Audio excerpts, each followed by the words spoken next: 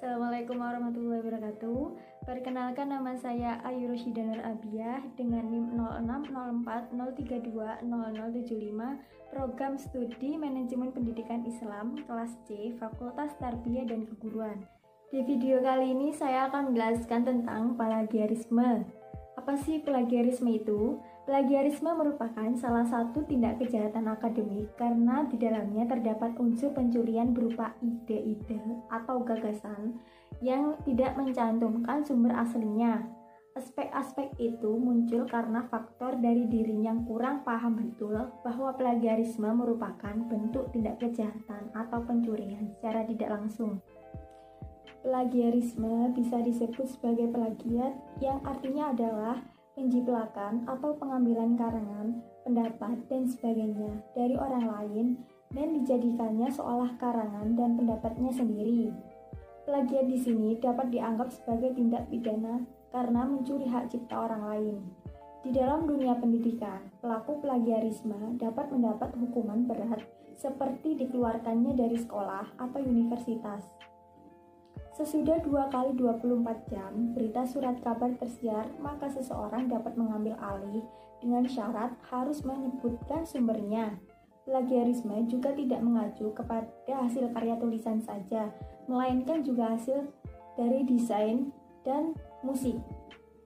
Selanjutnya, tipe-tipe plagiarisme. Yang pertama, plagiat ide. Pembuktiannya relatif sulit karena ide yang dijiplak memungkinkan memiliki kemiripan dengan orang lain. Yang kedua, tipe plagiat kata demi kata, mengutip karya orang lain tanpa menyertakan sumber. Yang ketiga, plagiat sumber. Tipe ini yang paling fatal karena tidak menyebutkan sumber dengan lengkap baik dari referensi, rujukan, dan nama pemilik gagasan. Dan yang terakhir, yaitu plagiat kepenulisan, menulis karya ilmiah yang dihasilkan orang lain. Selanjutnya yaitu contoh lain plagiarisasi. Yang pertama, total, menjiplak karya orang lain dan mengklaim sebagai miliknya. Kemudian, plagiator akan melakukan sedikit perubahan pada bagian judul karya ilmiah yang dijiplak. Yang kedua, parsial, menjiplak sebagian karya orang lain atau mengutip pernyataan, teori, pembahasan, maupun kesimpulan dan mengklaim sebagai miliknya tanpa mencantumkan sumber. Yang ketiga, autoplagiasi, mengutip seluruh atau sebagian karya orang lain tanpa menyebutkan sumber asalnya.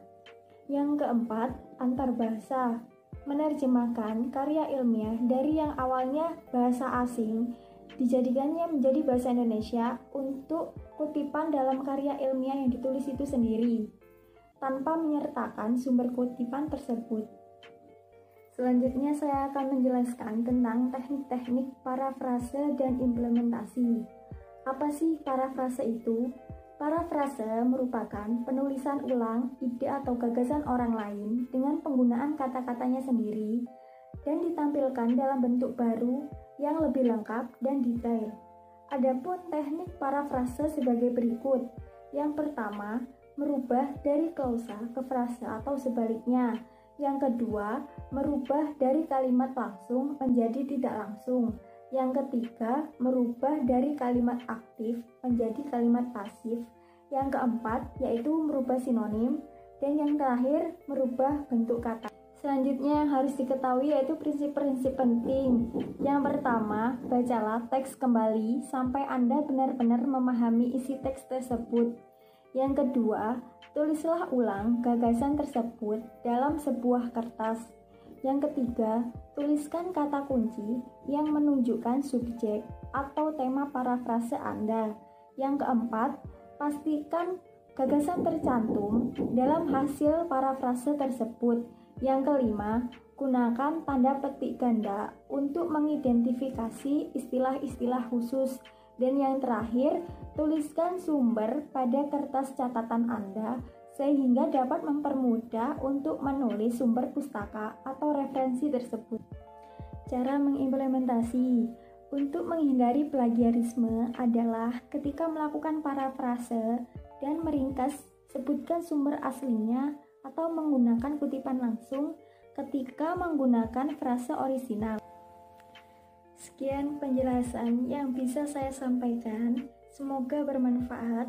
Wassalamualaikum warahmatullahi wabarakatuh.